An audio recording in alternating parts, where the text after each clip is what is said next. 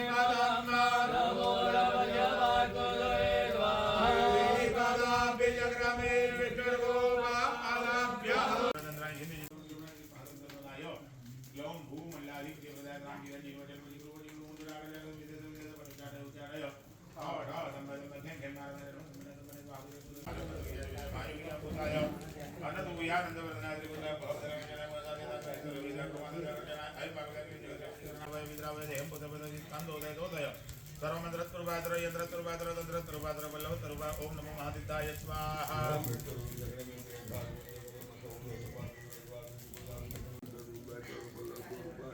ओम नमो महादित्याय स्वाहा।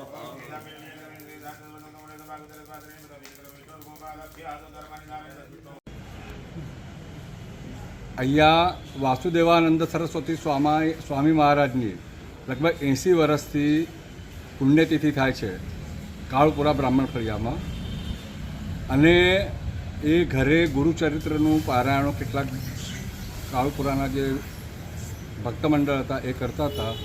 હવે એ લોકો દેવ થઈ ગયા, પણ પછી ત્રંબક દેવતા જે હતા એમના હાથમાં જ્યારે આ પુણ્યતિથિ થઈ એટલે 20-30 વર્ષથી સમૂહ પારાયણા દરેકના ઘરે કરતા હતા। પણ કેટલાક હમણાં 15-20 વર્ષથી 25 વર્ષથી આપણા ઘરે અહીંયા આ ગુરુચરિત્રનો સપ્તાહનું પારાયણ 15-20 બ્રાહ્મણો બેસીને કરે છે, અને છેલ્લા દિવસે અમે દત્તયાગ કરતા હતા। આ વખતે ભગવાનની પ્રેરણા થઈ છે અને શિવ પંચાયતન યાગ, દત્તયાગ અને સૂર્યયાગ, ગ્રહયાગ આમ બધું આયોજન કરી આજે એની જ્ઞાન સપ્તાહની આજે પૂર્ણાહુતિ છે। કાલે પરમ દિવસે ત્યાં પુણ્યતિથિ નટરાજ મંગલવાડીમાં